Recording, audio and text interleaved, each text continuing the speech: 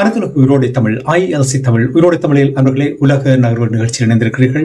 உலக நகர்வு நிகழ்ச்சியில் பிரித்தானியாவிலிருந்து போரியல் ஆய்வாளர் அரசு அவர்கள் இருக்கின்றார். வணக்கம் அரசு அவர்களே. வணக்கம். அனைத்துலக உயிரோடு தமிழ் உறவுகளுக்கு அன்பு வணக்கம். உங்களுக்கு வணக்கத்தை தெரிவித்துக் கொண்டு தொடர்ந்து நாங்கள் போர் நிலைமைகளை பார்ப்போம். ஈரான், இஸ்ரேல், அமெரிக்காவுக்கு இடையிலான போர் நிலைமைகளை பார்ப்போம். இன்று காலை நாங்கள் உங்களோடு உரையாடும் பொழுது நான் நினைக்கிறேன் நீங்கள் தான் முதலாவது ஆய்வாளராக பலருக்கு கூறியது விமானங்கள் 3 சுட்டுக் கொளுத்தப்பட்டது என்று கூறியிருந்தீர்கள். அவர்கள் ஏதோ கூறுகிறார்கள் ஃப்ரெண்ட்லி ஃபயராம் இன்னும் ஒன்றெல்லாம் கூறுகிறார்கள். ஒரு விமானம் ஃப்ரெண்ட்லி ஃபயரில் விழலாம், 3 விமானங்கள் அப்படி விழுவது எவ்வளவு சாத்தியம் என்று எனக்கு தெரியல. அப்படின்னா அவர்கள் சரியான டூ ஃப்ரெண்ட்லியாக இருக்கிறார்கள் போட்டிருக்கிறது தெரிகிறது. இருந்தாலும் எப்பொழுது ஈரான் தாக்குதலை தொடர்ச்சியாக துரிதப்படுத்தி இருப்பது போல் தெரிகின்றது. இப்பொழுது என்ன நிலைமை என்பதை கூறுவீர்களா? அதாவது அயத்துல்லா ஹமானி இந்த மரணத்துக்கு பிறகு கிட்டத்தட்ட 2வது முழு நாள் கிட்டத்தட்ட 36 மணி நேரமும் மத்திய கிழக்கு பத்தி எரிந்து கொண்டேதான் இருக்கின்றது. ஓய்வு இல்லாமல் அடித்துக் கொண்டிருக்கிறார்கள். ஆனால் இது ஈரான் கூறியிருக்கிறது 10வது அலை என்று சொல்லி, ட்ரூத்ஃபுல் ப்ராமிஸ் 4 இந்த 10வது அலை என்று சொல்லி. ஆனால் கடந்த ஆண்டை விட அவர்கள் குறைவாக ஆனால் தொடர்ச்சியாக அடித்துக் கொண்டிருக்கிறார்கள். அதாவது முற்றாக மத்திய கிழக்கை முடக்கிவிட வேண்டும் என்றது. இன்றும் பல ஆடம்பர விடுதிகள் தாக்கப்பட்டிருக்கின்றன. துபாயிலும் அதாவது UAEயிலும் வந்து நீங்கள் பார்த்தீர்கள் சொன்னால் இந்த அமெரிக்க நிறுவனங்களுக்கு உற்பத்திகளை செய்கின்ற கம்பெனிகள் தாக்கப்பட்டிருக்கின்றன. அமெரிக்காவுக்கு அலுமினியம் சப்ளை செய்கின்ற அலுமினிய ஃபேக்டரியை தாக்கி இருக்கிறார்கள் சவுதி அரேபியாவில். அது மட்டுமல்லாது சவுதி அரேபியாவின் அரம்போ பிளான்ட் என்று சொல்கின்ற உலகிலேயே மிகவும் பெரிய எண்ணெய் உற்பத்தி எரிபொருள் ரிஃபைனரியை தாக்கி இருக்கிறார்கள். அதை யாரும் எதிர்பார்க்கவில்லை. ஒரு நாளைக்கு 5,50,000 பேரல் எண்ணெயை ப்ரொடியூஸ் பண்ணக்கூடியது, உலகிற்கு பெருமளவான எரிபொருட்களை விநியோகிக்கக்கூடியது. இப்ப ரஷ்யாவின் பிரதி அமைச்சர் ஒருவர் கூறியிருக்கின்றார், தங்களிடம் இருக்கின்ற எரிபொருட்கள் 60 வருடங்களுக்கு காணும் என்று சொல்லி. கிட்டத்தட்ட 31 பில்லியன் டன் இருக்கின்றது. ஆனால் சவுதியின் 176 பில்லியன் டன், இவ்வளவு கூட. அவர்களின் பிரதான எரிபொருள் நிலையம் தாக்கப்பட்டிருக்கின்றது. அதற்கு முதல் அமெரிக்காவும் இஸ்ரேலும் இணைந்து ஈரான் எரிபொருள் வயலை தாக்கியிருந்தார்கள். அதற்கு பதிலடியாகத்தான். ஆனால் ஈரான் சொல்லி இருக்கின்றது தாங்கள் தாக்கவில்லை என்று கூறியிருக்கிறார்கள். அதே போலதான் 5 நட்சத்திர விடுதியும் தாக்கப்பட்டிருக்கின்றது. அதில் அமெரிக்க பணியாளர்கள் இருந்ததாக அவர்கள் கூறியிருக்கிறார்கள். அதே நேரம் நீங்கள் பார்த்தீர்கள் என்று சொன்னால் அயத்துல்லா ஹமானியின் மனைவி காயப்பட்டிருந்தார். அவரும் இன்று இறந்திருப்பதாக கூறப்படுகின்றது. இந்த தாக்குதல்கள் மத்திய கிழக்கை முற்று முழுதாக முடங்க செய்திருக்கின்றது. குவைத் தனது பங்கு சந்தை கால வரையறையின்றி மூடப்பட்டிருப்பதாக கூறப்படுகிறது. நாங்கள் காலையில் கலைத்தோம். ஏற்கனவே அபுதாபி, UAE தனது பங்கு சந்தையை மூடியிருந்தது. இப்போது குவைத்தும் தனது பங்கு சந்தையை மூடியிருப்பதாக கூறப்படுகிறது. எரிபொருட்களின் விலை, எண்ணெயின் விலை 10 தொடக்கம் 15% அதிகரித்திருக்கின்றது. கேஸ் தான் அதிகம் அதிகரித்திருக்கின்றது. கிட்டத்தட்ட 25-30% என்று சொல்கிறார்கள். இங்க யூரோப்ல அதன் பெறுமதி 50% உயர்ந்திருக்கின்றது. ஏற்கனவே இந்த போருக்கு முதலே ஐரோப்பாவின் பொருளாதாரம் தள்ளாடி கொண்டிருந்தது. இது ரிசெஷனுக்கு மேல ரிசெஷனாக போக வேண்டிய ஒரு நிர்பந்தத்துக்கு வந்திருக்கிறார்கள். ஏனென்று சொன்னால் ரஷ்யாவின் எரிபொருட்களையும் இவர்கள் வாங்கவில்லை. இப்போது அமெரிக்காவின்றையும் வாங்க முடியாத ஒரு நிலை. அமெரிக்காவின் நிறுவனங்கள்லாம் இந்த மத்திய கிழக்கில எரிபொருட்களை எடுத்து விற்பனை செய்து லாபம் சம்பாதிக்கிறார்கள்.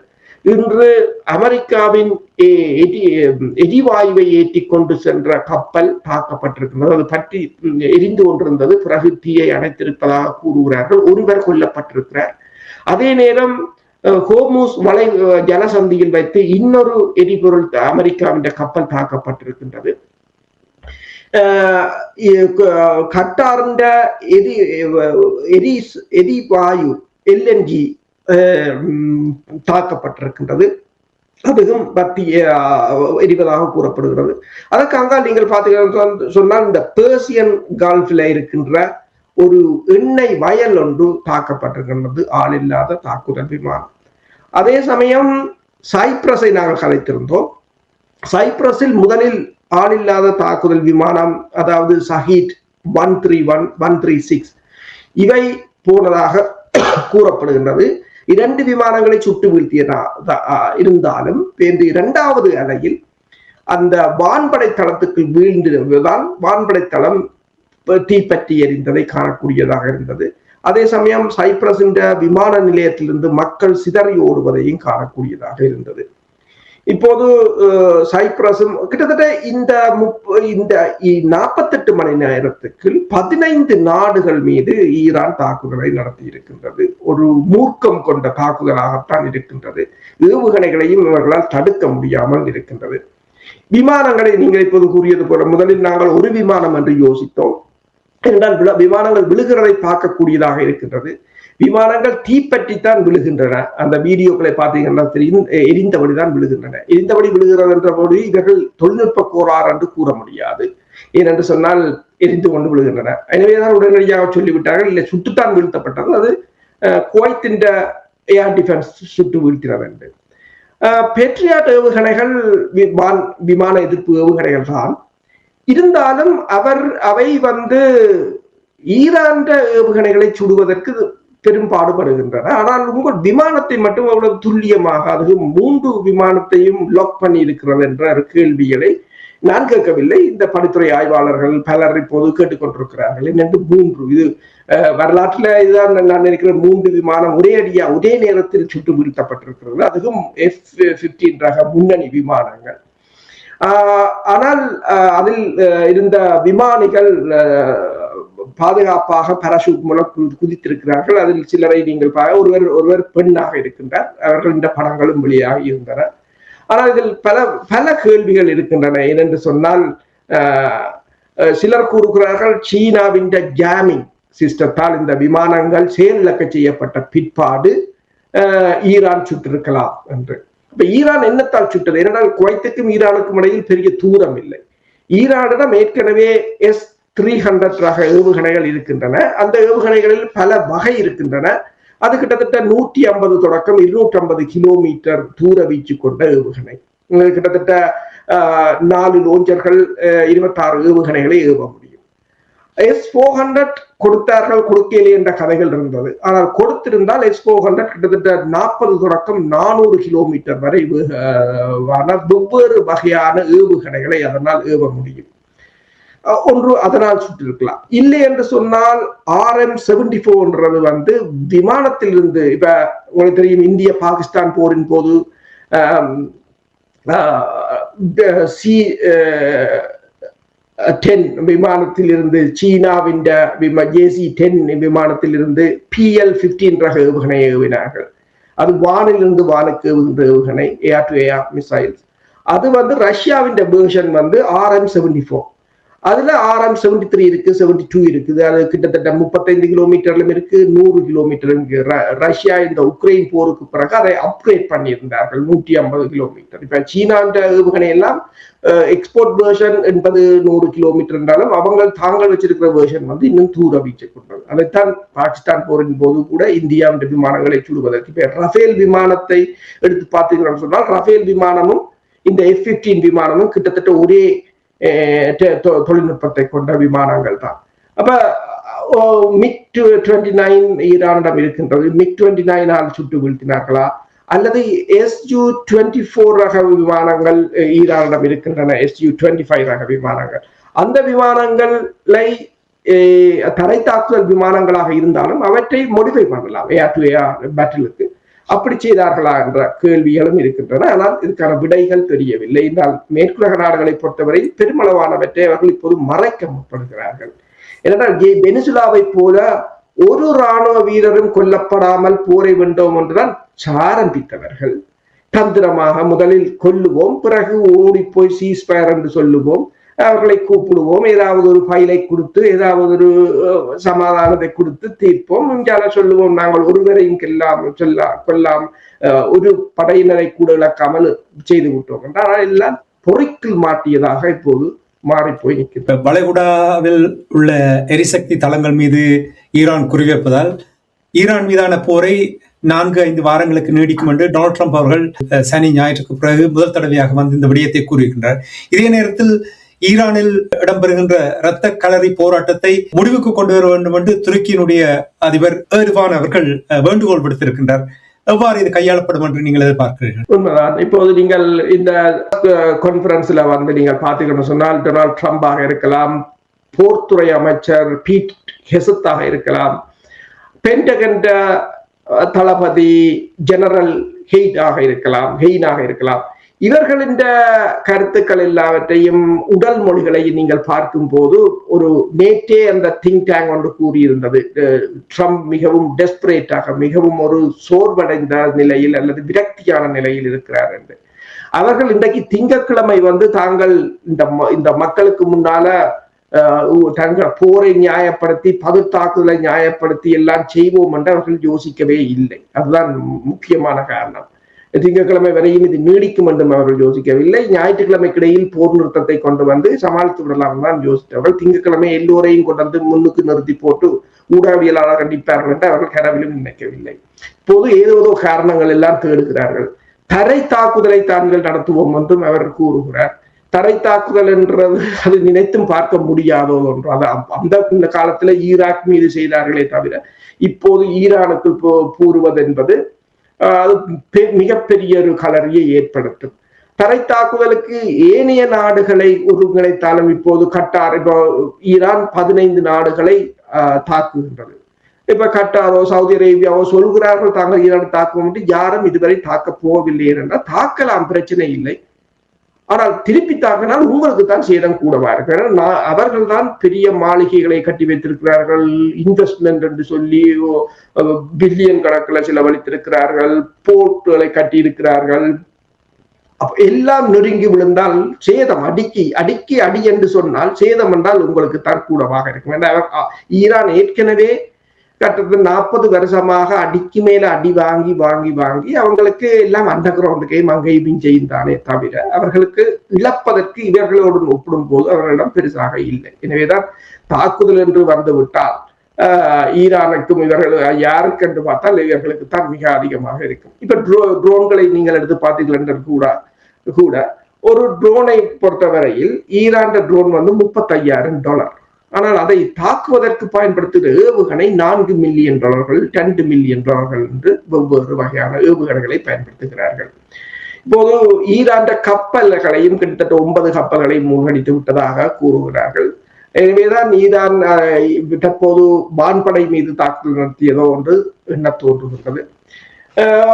உணவு கிட்டத்தட்ட 24 மணி நேரத்துக்கு 1000க்கும் மேற்பட்ட குண்டுகளை வீசி இருந்தார்கள். இருந்த போதும் ஈரானால் அந்த நேர்த்தியாக தாக்குதல்களை நடத்துவதற்கு, படையினரை ஒருங்கிணைப்பதற்கு ஏவுதளங்கள், அதனை ஒருங்கிணைப்பதற்கான கட்டளை மையங்கள் எல்லாம் தெளிவாக இயங்குவது போலதான் தெரிகிறது. ஏனென்று சொன்னால் தொடர்ச்சியாக 36 மணி நேரம் அவர்கள் இயங்கிக் கொண்டேதான் இருக்கிறார்கள். அதுதான் அந்த எல்லோரும் அதைத்தான் கூறுகிறார்கள். அது எவ்வாறு என்று இப்ப 4 கிழமைகள் இப்ப கட்டார்ந்த தகவல்களின் அடிப்படையில் தங்களிடம் இருக்கின்ற ஏவுகணைகள், இந்த பாதுகாப்பு ஏவுகணைகள், வான் பாதுகாப்பு ஏவுகணைகள் ஒரு 4 நாளைக்குத்தான் தாக்குப்பிடிக்க முடியும் என்று கூறியிருக்கிறார்கள். 4 கிழமைக்கு எவ்வளவு தூரத்துக்கு இவர்கள் தாக்குப்பிடிப்பார்கள் தெரியவில்லை. நான் நினைக்கிறேன் தாங்கள தற்போதைய இந்த அதாவது பேக்ஃபயரா போய்விட்டது. இதை சமாளிப்பதற்கான காரணங்களை தேடுகிறார்கள். யுஏஇயும் கட்டாரும் இணைந்து அமெரிக்க அதிபரிடம் வேண்டுகோள் விடுத்திருக்கின்றது, இந்த போரை விரைவாக முடியுங்கள், ஒரு காம்ப்ரமைஸ் வாருங்கள், தாங்க முடியாது என்று கேட்டிருக்கிறார்கள்.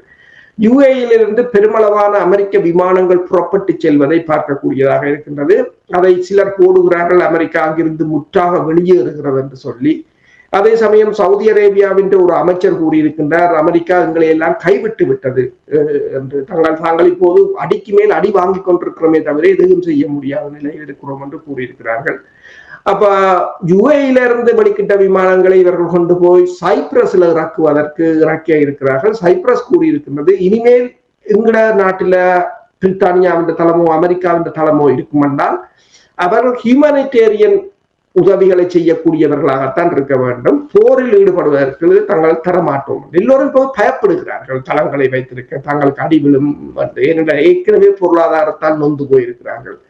அதே போலதான் ஸ்பெயின் கூறியிருக்கின்றது, இந்த டேங்கர் விமானங்கள் போருக்கு சென்று குண்டு வீசி விட்டு வருகின்ற விமானங்களுக்கு எரிபொருள் நிரப்புவதால் அவற்றை தங்கள் நாட்டிலிருந்து அகற்றுமாறு.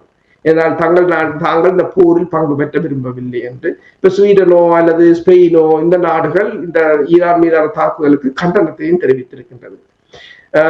என்று பார்த்தால் இந்த போரை பொறுத்தவரையில் நீங்கள் கூறியது போல 4 கிழமைகள் அமெரிக்காவால் தாக்குப்பிடிக்க முடியுமா என்றதால் ஒரு மிகப்பெரிய ஒரு கேள்வியாக இருக்கின்றது. இப்ப சர்வதேச நாடுகளை பொறுத்தமட்டில் நீங்கள் ஸ்பெயின் தொடர்பாக கூறும் பொழுது ஸ்பெயின் போர் ஆரம்பித்த நாளிலிருந்தே திட்டவட்டமாக இதுக்கு எதிராக இருக்கின்ற என்பதை வெளிப்படுத்தி கொண்டு வந்தார்கள். ஏனைய நாடுகள் எவ்வாறு இதை பார்க்க என்று நீங்கள் அவதானிக்கிறீர்கள்? உண்மையா ரஷ்யா கடுமையாக எதிர்த்து கொண்டிருக்கின்றது. ரஷ்யா கூறியிருக்கின்றது இந்த போரை பொறுத்தவரையில் இது ஒரு அரசியல் படுகொலை என்று கூறியிருக்கிறார்கள். அவர் ஈரான் வெளிவார அமைச்சரோடும் தொலைபேசியில் பேசியிருக்கின்றார். அதே நேரம் ஏனைய அரபு நாடுகளுடன் அவர் கதைத்திருக்கின்றார். சீனா வெளிப்படையாகவே சொல்லிவிட்டது. இப்ப வேற நாடுகளையோ அமெரிக்காவையோ ஒன்றையும் சொல்லவில்லை, நேரடியாக அவர்கள் சொல்லிவிட்டார்கள், ஈரான் தன்னை பாதுகாப்பதற்கு தற்காப்பு தாக்குதல் நடத்துவதற்கான அத்தனை அதிகாரமும் ஈரானுக்கு இருக்கு, அவ்வளவுதான் சொல்லிவிட்டு போய்விட்டார்கள். இவர்கள் என்னத்தை சொல்கிறார்களோ அதனையே அவரும் சொல்லி சீனா சொல்லி இருக்கின்றது. ஏனைய நாடுகள் இப்போ பிரித்தானியாவாக இருக்கலாம், ஏனைய நாடுகள் தாங்கள் இந்த போரில் இணைய, ஐரோப்பிய ஒன்றியம் தாங்கள் இந்த போரில் இணைய போவதாகவும் ஈரான் பொதுமக்களை தாக்குவதாகவும் வேறு நாடுகளை எல்லாம் தாக்குவதாகவும் என்று கூறியிருக்கிறார்கள். அரபு நாடுகள் தாக்குதலுக்கு உள்ளான நாடுகள் அத்தனையும் இணைந்து ஈரானுக்கு எதிராக தாங்கள் தாக்குவோம் என்று அறிக்கை விட்டிருக்கிறார்கள். ஆனால் இன்னும் தாக்கியதாக தெரியவில்லை. ஈரான் தான் தொடர்ச்சியாக தாக்குதலை நடத்தி கொண்டிருக்கின்றது. மற்ற ஆப்பிரிக்க நாடுகள், லத்தீன் அமெரிக்கா, ஏனைய நாடுகள் எல்லா நாடுகளும் இந்த போருக்கு ஆதரவை கொடுப்பதாக இல்லை. ஆக இந்த மேற்குலக நாடுகள், நேட்டோ நாடுகள் அவர்களுக்கும் பிளவாக இருக்கின்றன. ஆசிய நாடுகளில் இந்த போருக்கு ஆதரவாக நிற்கிற ஒரே நாடு இந்தியா தான் நிற்கின்றது.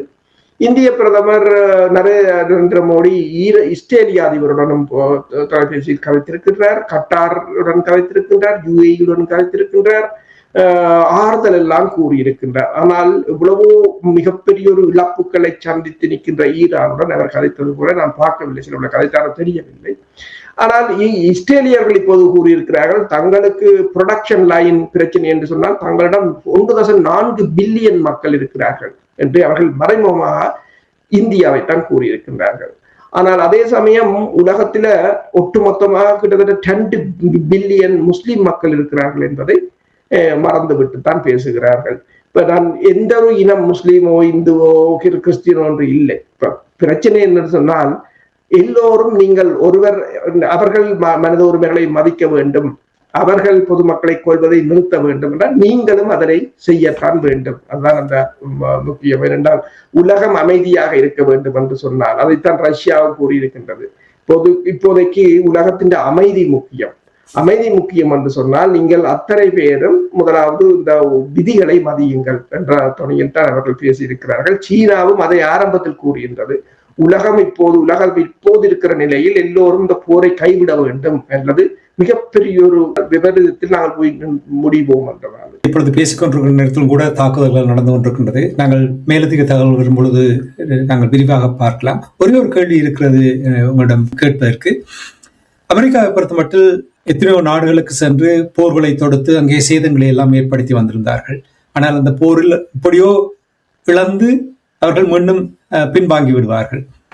உங்களுக்கு தெரியும், மத்திய கிழக்கு நாடுகளில் பல நாடுகளில் அவர்கள் தளங்கள் அமைத்து வைத்திருக்கிறார்கள். இப்பொழுது அமெரிக்கா தன்னுடைய தந்திரோபாயத்தை மாற்ற வேண்டிய ஒரு நேரம் வந்துவிட்டது என்று நம்புகிறீர்களா? அல்லது இஸ்ரேல் ஒரு பாதுகாப்பை கவசத்தை தேடும் வரைக்கும் அமெரிக்காவுடைய தளங்கள் மத்திய கிழக்கு நாடுகளில் இருப்பதற்கான வாய்ப்புகள் இருக்கிறதா? அல்லது இந்த ஈரான் போரினூடாக அவர்களுடைய இந்த ஸ்ட்ராட்டஜியை மாற்ற வேண்டி வந்திருக்கின்ற என்று நீங்கள் நம்புகிறீர்களா? உண்மைதான். ஸ்ட்ராட்டஜியை மாற்ற அந்த போர் தற்போதைய உலக ஒழுங்கை மாற்றி அமைக்க போகிறது என்றுதான் கூறுகிறார்கள். எரிசக்தி துறையாக இருந்தாலும் சரி, படைபலமாக இருந்தாலும் சரி, இந்த போர் கடுமையான விளைவுகளை ஏற்படுத்த போகிறது. இனி ஈரான் இந்த வளைகுடா நாடுகளில் இருக்கின்ற அமெரிக்க தளங்களை தனக்கு பகையாகத்தான் பார்க்கும். ஈரானுக்கு நீங்கள் ஏதாவது கொண்டு வரும் வரையிலும் ஈரான் இனி அனுமதிக்க போவதில்லை. அவர்கள் அடித்து ருசியும் கண்டுவிட்டார்கள். இப்போது அவர்களுக்கு தெரியும் எந்த தளத்தையும் எங்கேயும் அடித்து துவைக்கலாம் என்று அவர்களுக்கு தெரிந்து விட்டது. அதுதான் முந்தி அவ்வாறு இருக்கவில்லை. இப்போது அந்த நிலைமை வந்துவிட்டது. இவர்களால் முற்றுமுழுதாக தடுக்க முடியாது என்றும் தெரியும். இப்ப வான் பாதுகாப்பும் ஈரானிடம் இருக்குமாக இருந்தால், இப்ப ரஷ்யா S-400 எல்லாம் கொடுக்கவில்லை. இப்ப கொடுத்து வான் பாதுகாப்பும் இருக்குமா என்றால் கை வைக்க முடியாத நிலையாகத்தான் இருக்கும். ஈரான் தனது நிலைப்பாட்டிலிருந்து இறங்குவதாகவும் இல்லை. இப்ப நீங்கள் கேட்டது போல இந்த தாக்குதலை யார் என்று சொன்னால் ஸ்காட் ரிட்டர் கூறியிருக்கிறார். அவர் அமெரிக்காவின் இராணுவ அதிகாரி, முன்னர் இந்த ஈராக்ல வெப்பன் இன்ஸ்பெக்டராக இருந்தவர், இப்போ ரிட்டையர் பண்ணியிருக்கிறார். அவர் கூறியிருக்கிறார் என்று சொன்னால், இந்த தாக்குதலை இஸ்ரேல் தான் அமெரிக்காவிடம் சொன்னது, நீங்கள் உங்களுடன் வராட்டியும் நான் அடிப்பேன் என்று சொல்லி அமெரிக்கா இஸ்ரேல் அடிக்க போகுது என்று சொல்லித்தான் அமெரிக்கா இஸ்ரேலுடன் சேர்ந்து இவ்வளவு ஒரு சிக்கலில் அமெரிக்கா நிற்பதாக கூறியிருக்கிறார். ஆனால் அதே சமயம் கூறியிருக்கின்றார், அயத்துல்லா ஹமானியை அவரை பாதுகாப்பாக போயிருக்குமாறும் இவ்வாறு தாக்குதல் நடக்க போகுது என்று புலனாய்வு தகவல் தெரிவித்ததாகவும், ஆனால் தான் அதில் தான் இருப்பேன், என்னை இடமாற்ற வேண்டும் என்று சொன்னால் நீங்கள் 90 மில்லியன் மக்களையும் இடமாற்ற வேண்டும் என்று சொல்லி அவர் மரணத்தை தழுவியதாக அவர் கூறுகிறார். அவர் அது ஏன் என்று அவர் அதற்கு கூறுகிறார் என்று சொன்னால், தனது மரணத்தின் மூலமாவது இந்த அரபுலகம் ஒற்றுமையாக வேண்டும் என்று. இப்ப ஈரானை இந்த தளபதிகளை அளித்த பிற்பாடு எல்லோரும் ட்ரம்ப் சொன்னார், அமெரிக்கா உங்களுக்கு பின்னால் நிற்கும், எல்லோரும் கிளந்தெழுங்கள் என்று. யாரும் கிளந்தெழு, எல்லோரும் அப்படியே எதிர்த்தவங்கள் கூட இப்போது ஈரான் பக்கம்தான் நிற்கிறார்கள். அதே போல இப்ப பஹ்ரைன்ல நீங்க பாத்தீங்கன்னா சொன்னால் அரசுக்கு எதிரான போராட்டம். இப்ப மத்திய கிழக்குல நீங்க பாத்தீங்கன்னு சொன்னா எல்லாம் மன்னர் ஆட்சி. ஏதோ ஒரு வகையில் இந்த அமெரிக்காவின் பல படைபலத்தை வைத்துக் கொண்டு விழாலும் தாக்கி பிடித்தாங்க. இனி இது உடையுது என்று சொல்லிக்கு இனி மக்கள் கிளந்தெழுவார்கள். அந்தந்த நாடுகளிலே அரசர்கள் இருப்பதெல்லாம் ஒரு கேள்விக்குறியாக வந்துவிடும். இந்த போர் நீடிச்சுது என்று சொன்னால் இவங்க எல்லா இடமும் புதிய புரட்சியாகி விட்டுடுவார்கள் என்று சொன்னால், இன்றைக்கு ஈரானில் ஆட்சியை மாற்ற போய் கடைசியில எல்லா நாடும், ஈராக்ல நீங்க பாத்தீங்கன்னு சொன்னால் அமெரிக்க தூதரகத்தை சுற்றி பெருமளவானவர்கள், அது ஒரு இரவு முழுக்க அந்த காவல்துறையினர் இருந்துதான் அதை அமெரிக்கா தூதரகத்தை பாதுகாக்கக்கூடிய நிலையில் இருந்தது.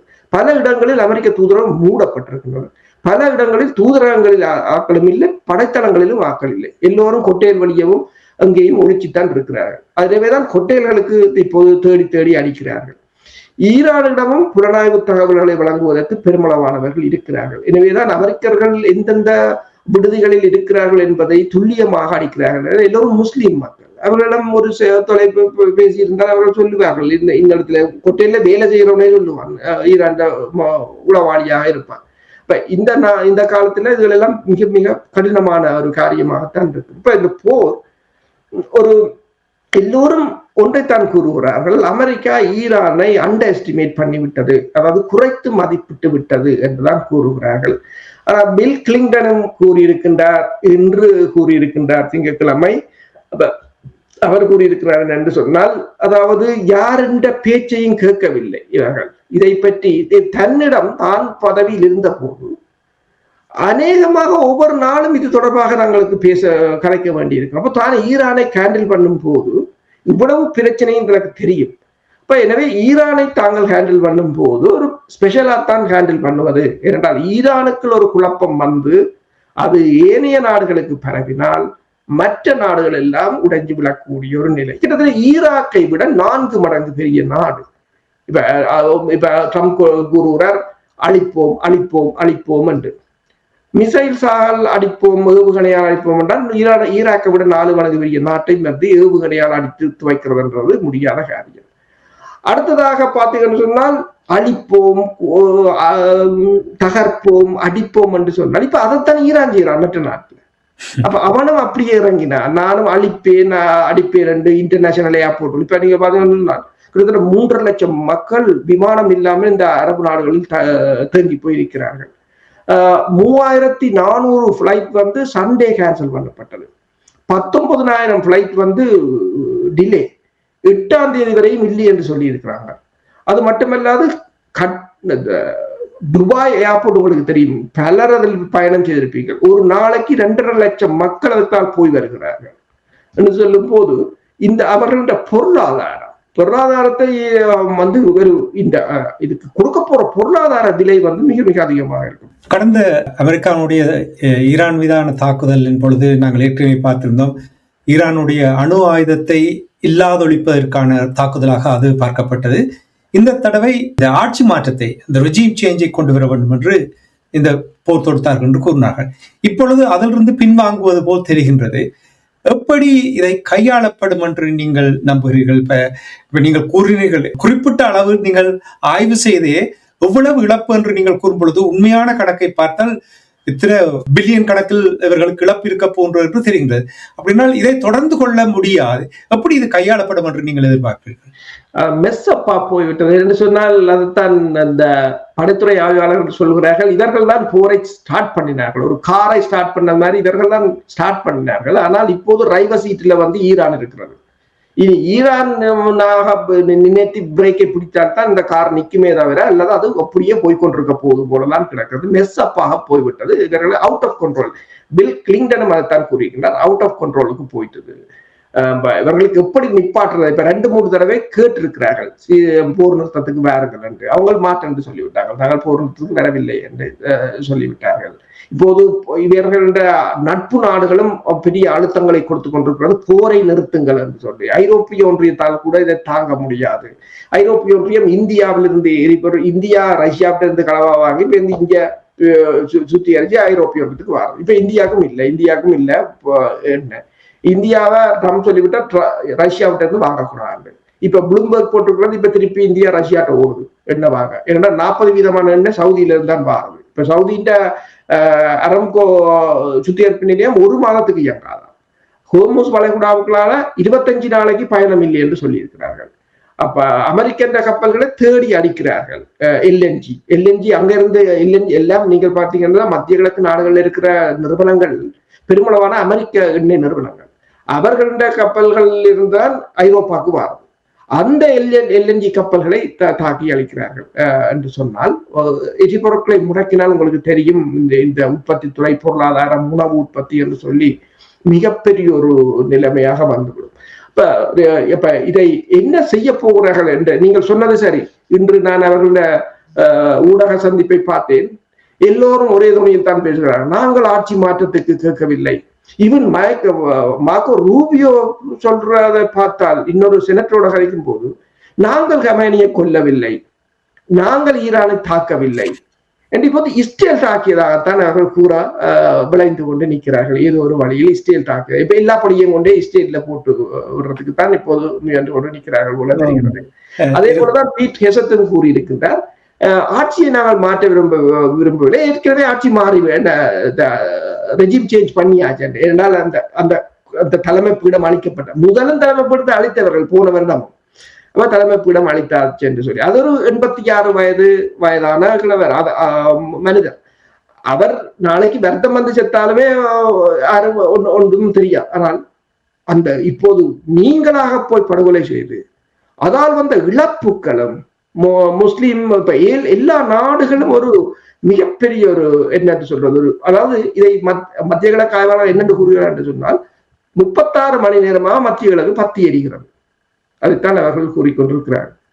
நீங்கள் கூறியது போல் விழுந்தாலும் மீசையில மண்படவில்லை என்று அவர்கள் கூறுகிறார்கள். பெஞ்சமின் நெட்டன்யாகு அவர்கள் கூறியிருக்கின்றார், 40 ஆண்டுகளாக 4 தசாப்தங்களாக தன்னுடைய இலக்கை அமெரிக்காவுடைய உதவியினால் அடைந்திருக்கின்ற என்று கூறுகிறார். நான் நினைக்கிறேன் அல்-ஹுமைனி அவர்களை கொலை செய்தது அவருடைய அது அந்த அவ்வளவுக்கு வந்து விட்டது அவர்களுடைய எல்லாமே இதற்காகத்தான் போர் தொடுத்தது என்று சொல்லி அப்படி பேசுகின்ற அளவுக்கு வந்துவிட்டது. நான் ஏற்கனவே கூறியது போல் இன்னும் தொடர்ந்து அங்கே தாக்குதல்கள் நடந்து கொண்டிருக்கின்றது. முடிந்தால் நாங்கள் நாளை காலை தொடர்பாக மேலதிக தகவலோடு இணைந்து கொண்டு அடுத்த நிகழ்ச்சியில் சந்திப்போம். அரசர்களே, நன்றி, வணக்கம்.